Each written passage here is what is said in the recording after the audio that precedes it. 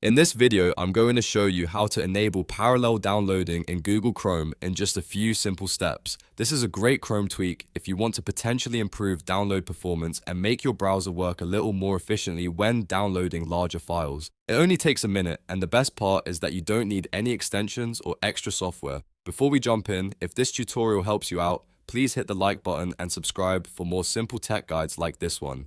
Alright, let's go ahead and open Google Chrome. Once Chrome is open, go to the address bar at the top of the browser. Type in chrome://flags, then press enter on your keyboard. This will open the Chrome flags page, which contains experimental settings and hidden features you can turn on or off. Now, at the top of the flags page, you'll see a search box.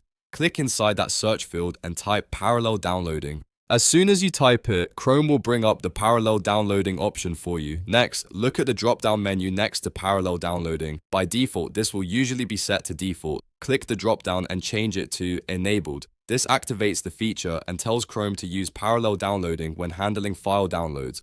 After that, you'll need to apply the change. Simply click the relaunch button and Chrome will restart automatically. Once the browser opens back up, parallel downloading should now be enabled. That's all there is to it. You've now successfully turned on parallel downloading in Google Chrome. If this video helped, please make sure to like the video, subscribe to the channel, and turn on notifications so you don't miss more quick Chrome tips and tutorials. Thanks for watching, and I'll see you in the next one.